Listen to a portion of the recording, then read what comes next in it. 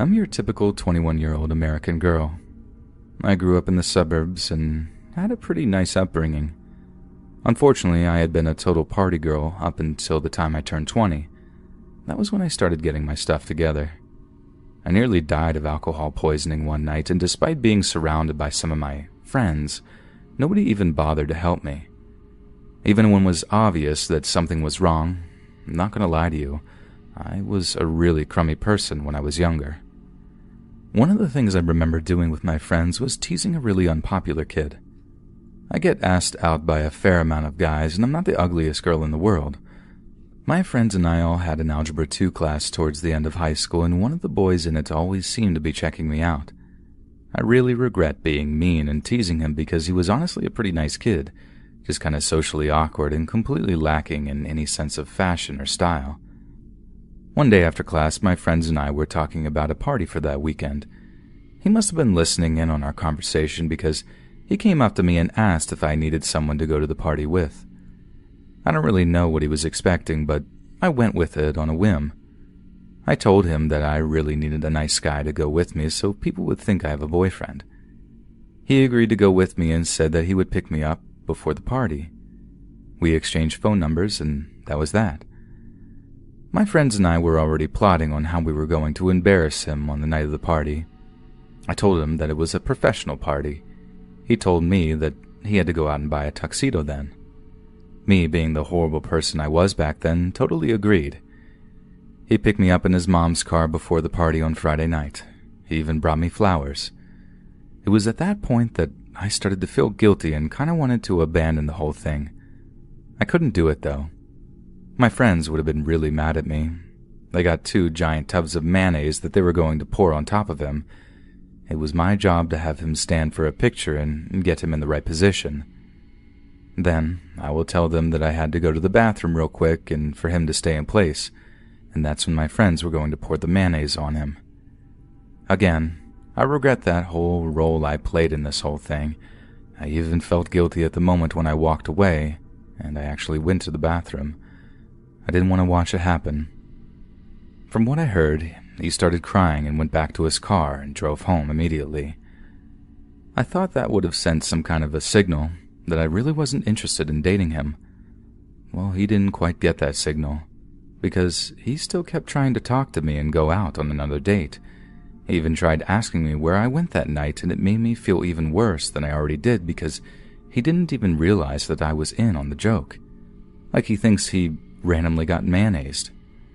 As guilty as I felt, I just tried to ignore him and hope the problem would go away on its own.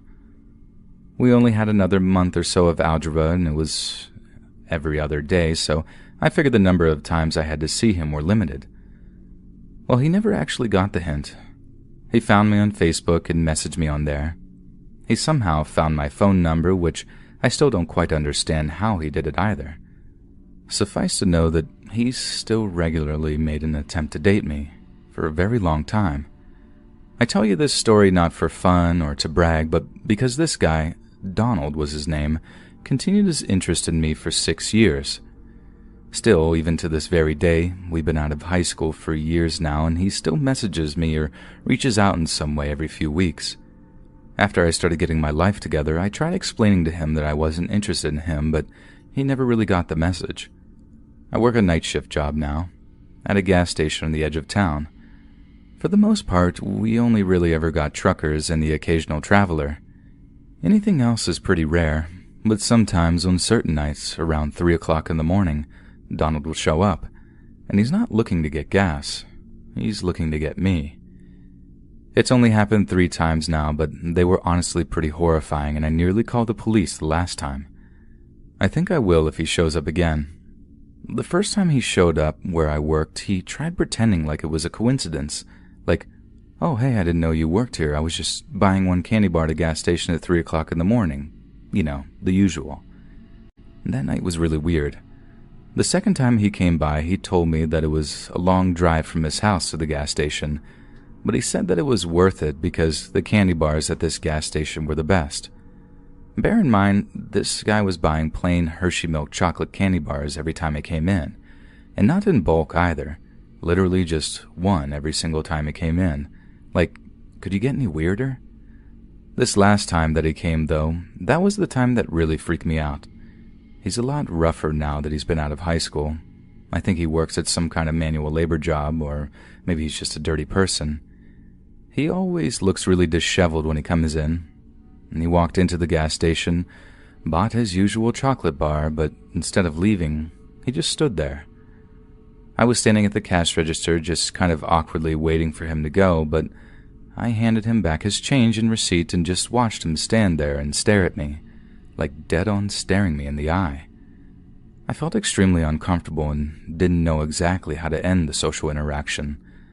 I asked him if he needed anything else, but he just said no and then continued staring at me. And that was when he reached over the counter and tried holding my hand. I could tell by the look on his face that he had some sort of intimate intentions in his mind, something devious. As freaked out as I was, I pulled my hand back as fast as I could and told him that he had to go. "Why are you gonna be like that? I love chasing you, but you gotta give in one day," he said to me. That was when I told him that I was not interested in him at all, and the only reason I went on a date with him was because I was in on the joke to pour the mayonnaise on him. I told him that I wouldn't date him if he was the last guy on earth and that I would never be interested in him. I saw his facial expression go from nefarious to angry.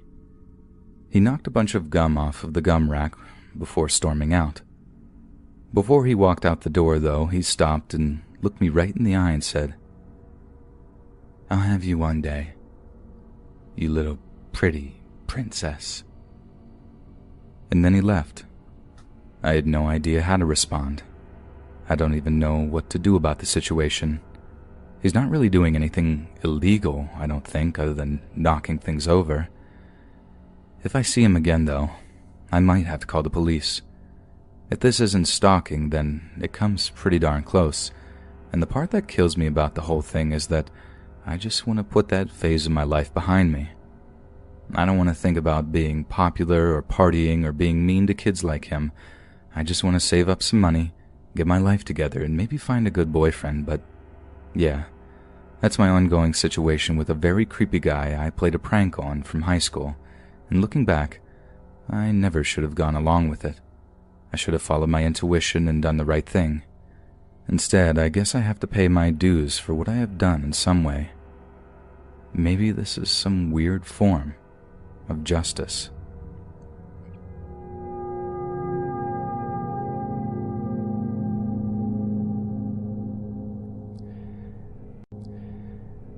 I work at a regional grocery store.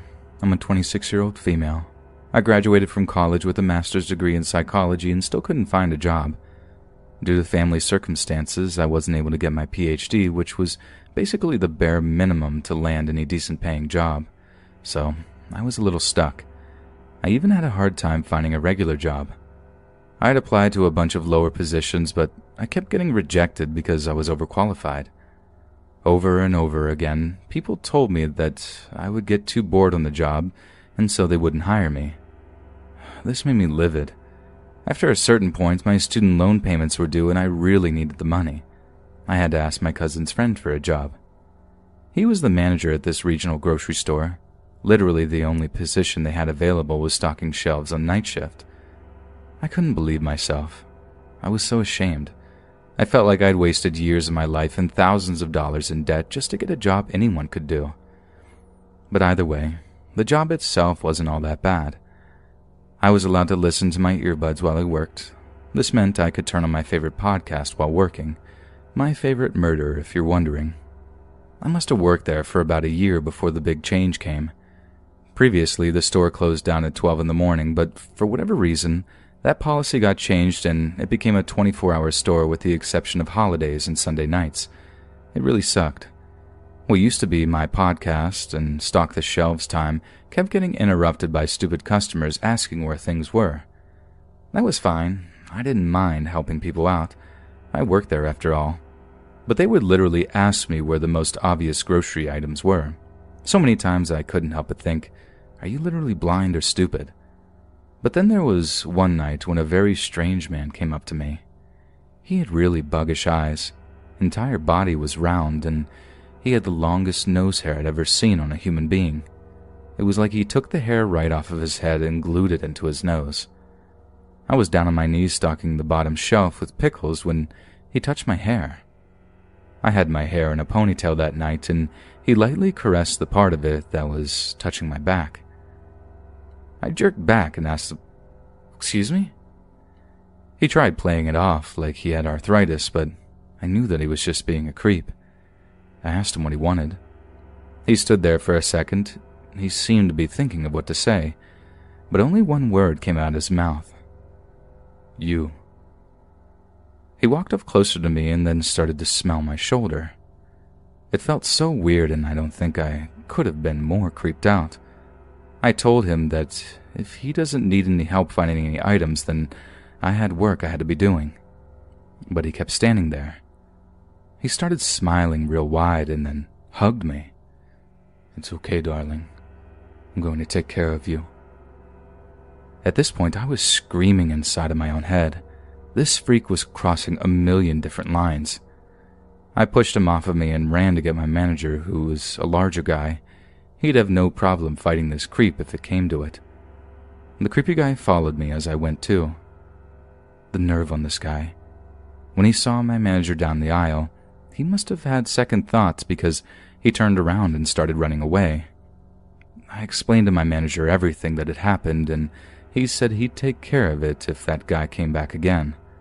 And that creep was smart, because he waited a couple of weeks before he did come back.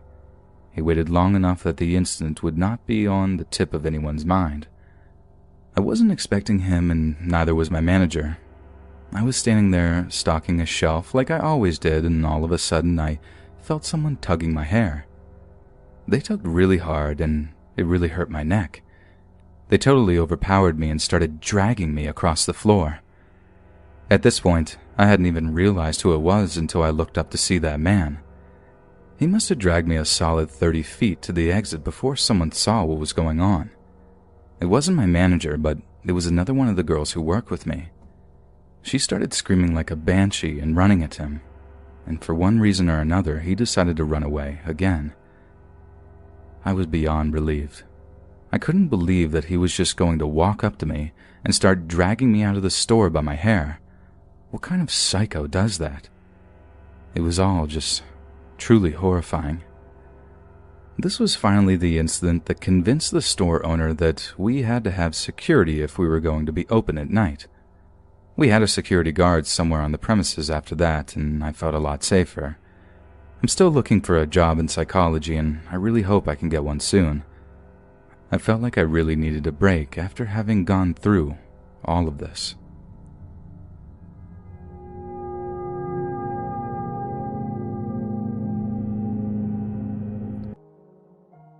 I worked the overnight shift for a small organization for executive protection agents. Let's call the organization Black Tie Protection for the sake of this story. We're all ex-military police officers or highway patrolmen. In total, there are about 6 of us full-time, and also a handful of part-timers. Essentially, we worked for a large-scale manufacturing company, but moreover, we're personal armed guards for the owner and his family. They are a wealthy family in the small community, and with that, there becomes some troubles every once in a while, and that's where we step in. We ran 12-hour shifts, 2 guards per shift. My normal partner's name was Austin, but we all used his call sign Coma. I know that seems weird, but long story short, this tough son of a bitch took a sniper round right in the helmet in his early service days and stood right back up to finish the fight, only to pass out after the fighting had finished, and he was actually in a coma for weeks before coming to again. Needless to say, he's a good partner to have. Our normal shift consisted of one of us walking the empty building at night, while the other sits at the guard station next to the owner's huge house watching the property, as well as the video camera feeds. The first of the 2 stories happened about a year after I started.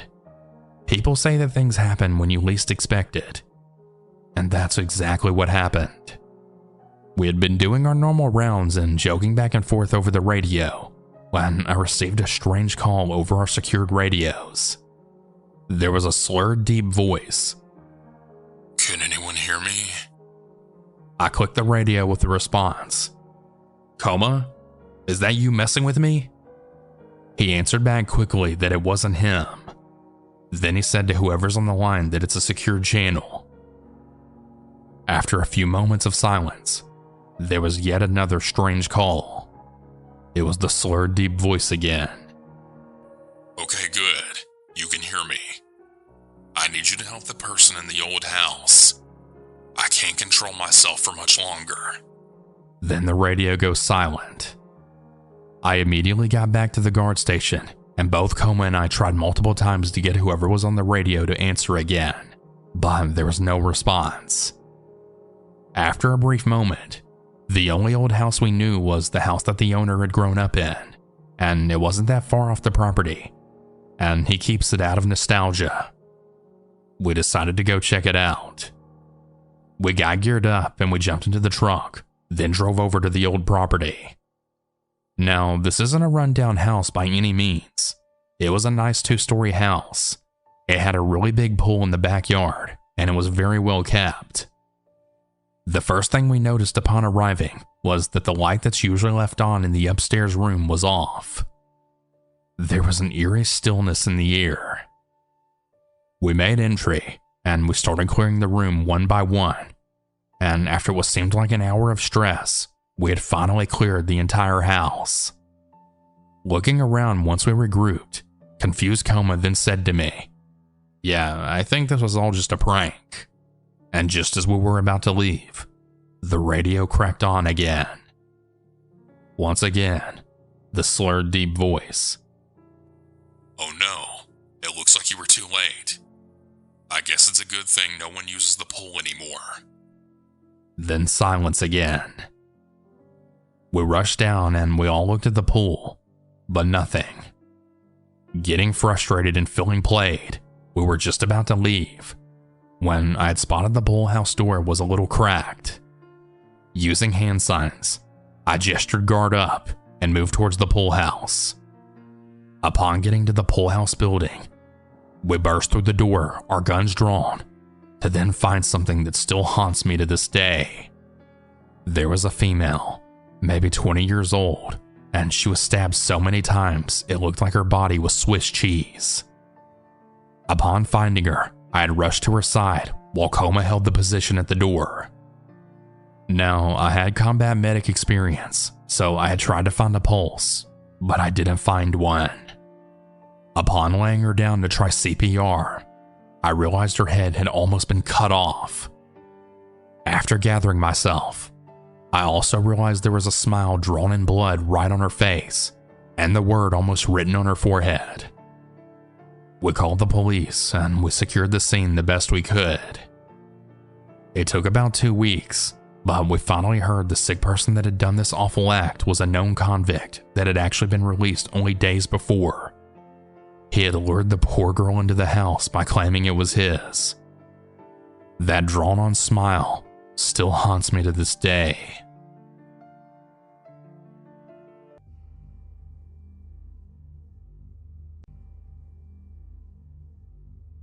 The scary encounter happened to me when I left my homeland of Australia. I didn't really have a choice. I had just gotten out of a very abusive 2-year marriage, yet I still wasn't free from my ex-husband. It was a very painful choice to leave behind my family, as we were extremely close, as well as leaving my country, Australia. But I needed to make a change for my own future happiness. Here's a little background. I'm a fitness professional and an elite athlete. I decided to move to LA, the fitness capital of the world. I packed my whole life into 2 suitcases, and I then set off to start a new life. I was filled with excitement and anxiety, and fear of the unknown. I had nowhere to live, no job, or family or friends. I was on my own. I touched down in LA, checked into my hotel, and started to look for a place to live and a job. I found a great apartment 1 street back from Melrose Avenue. It was a great location, as I didn't have a car, so basically I just walked everywhere. After a week of handing out my resumes, I had landed a great position as a head trainer at a 24-hour gym. I was so excited. The gym was only a 25-minute walk from my apartment. My shift was from 4 p.m. to midnight, which I loved. I got to train during the day, which was perfect. I had settled in beautifully. I had made some really great friends, and I had also met a really great guy. He was from Canada. Life was finally falling into place, and it felt great. Now, coming from Australia and being raised on property life was pretty drama-free. So walking home from work in LA at midnight, I truly never gave it much thought. Don't get me wrong, I was always careful, but I was never really worried. What an idiot I was. On this particular night, I'd stayed late as my coworker was running late for their shift. No big deal. I left the gym and I started my walk home around 1 a.m. Now, my walk home was mostly very well lit on the main drag. However, the street I lived on was extremely dark with lots of trees. My apartment was about 200 meters down after you went off the main drag. It was a beautiful night. As I was walking home, I had noticed a very large dark-skinned man standing at the bus stop. The bus stop was just before my street. This guy was about 6 foot tall and at least 300 pounds. A big guy. Now remember, I'm a fitness professional, so I know physiques, and I noticed him right away. We made some eye contact, and I instantly felt the hairs go up on my back of my neck, and I felt panicked. The guy wasn't checking me out like, oh, she's cute. Oh no. I felt his intentions right there through that stare, and they were not good. I could feel my stomach turning, and my heart was beating right out of my chest, as if I had just finished the 100-meter Olympic final. As I walked right past him with a purposeful walk, I could feel his eyes boring into my soul. I didn't dare look at him again. I really didn't want any type of conversation with him or give him any opportunity to approach me. So I walked past him, and with every step as I walked by, I could feel my pulse quickening. When I finally passed him, my fear only increased, as I then realized he's now behind me and I can't see him. I'm a strong, fit woman, 5'7" at 135 pounds, but I'm clearly no match for a big guy like him. As I turned onto my street, the terror was now full-on reality, as my street is pitch black. No streetlights and lots of trees, as I mentioned before. I was walking so fast now, I reached into my hip pouch and I pulled out my keys, placing them between my fingers and held on tightly. My heart was pounding in my ears. All of a sudden, I hear these really loud footsteps running up full speed behind me. I spun around to see this big, huge guy standing right in front of me, and I screamed out loud. He then grabbed me with both hands, clutching my clothes. I was still clutching my keys, and I had punched him in the face as hard as I could. Right at about that time, I then saw a car driving down my street towards us. The car started to flash its lights and beep the horn. This sent the big guy scrambling off, and he ran away. As the car then pulled over, I jumped back away, as the person in the car then rolled down the window. I was crying hysterically. The adrenaline was pumping, and I was just trying to make sense of what had just happened. The person then told me to get in the car, that they'll drive me home. They said that they worked out at my gym and that they recognized me. They also showed me their membership and license. And they then said, "Please get in the car, I just want to help you." That guy went into the car in the alleyway. There's actually 2 guys, and I don't think they're done messing with you. My mind was racing as I then got into his car. I was crying so hard as the realization then washed over me of what just happened and what could have happened. I know that night I had a very special angel watching over me. That experience opened my eyes, as well as my awareness to all of my surroundings. When you feel something isn't right, trust your inner voice. I'm so very glad I did. That night is a night that I will never forget, and the sound of those heavy footsteps will forever be etched into my brain. I don't ever want to experience anything like that again. Stay safe and stay alert.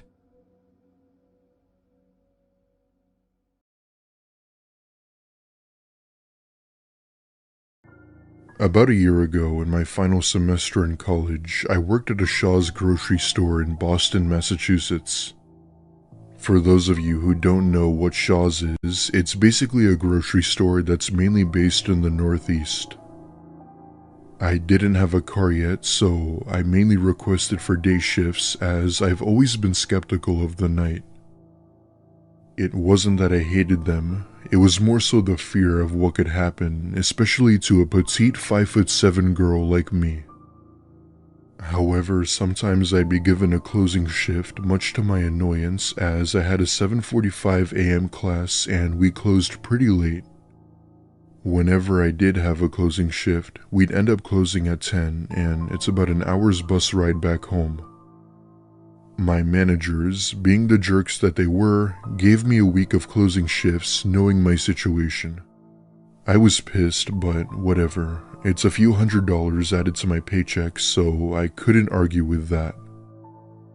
It was a Thursday night, and I had just finished stocking a few chips as we had just gotten an extra shipment. It was me, my manager, and another coworker running the register. It's about an hour before we close, and the store's pretty much dead except for a few customers. I finish putting the chips on the shelves and get ready to clock out. Before doing so, my manager had told me to go outside and bring the shopping carts that were in the parking lot to the store. Living in a decent-sized city, it wasn't uncommon for careless people to leave their carts out in the open. As I'm grabbing a cart beside a car, a woman rolls down her window and says hello. With a friendly smile, I say hello back and asked if I could help her. In the car was a mom and what appeared to be her teenage daughter in the front seat. Right away, the mom seemed concerned, looking back and forth before telling me that they needed gas. I tell her there was a gas station just down the road, but she then interrupts me, asking if I could give her money for gas. She's explaining as to how she just came from another state and was in desperate need. Being a dirt poor college student, I barely made enough to pay for my own tuition. However, I didn't want to decline help to someone in need, so I take out my wallet and hand her a $5 bill. She stares down at the money and then back at me as if she wanted more when she said that it wasn't enough. I told her I was sorry and that was all I had. She then says in a more direct tone if I could get into her car and go down to the gas station to help her get gas. As I was about to respond, that's when I noticed the teenage daughter had been staring at me the whole time. She's sitting in the seat, giving me this dead stare while licking her lips as if she were planning on something. That was my cue to get out of there as something wasn't right. Thankfully, my manager had come out, and when he saw the car, it immediately pulled out of the parking lot and drove off. I remember running up to him and thanking him for noticing. He also knew something was wrong as he could definitely see the fear and panic of my face. My manager took a picture of the car and was able to identify the year and model of it. I worked at that Shaw's for a good year after that and never saw that car again.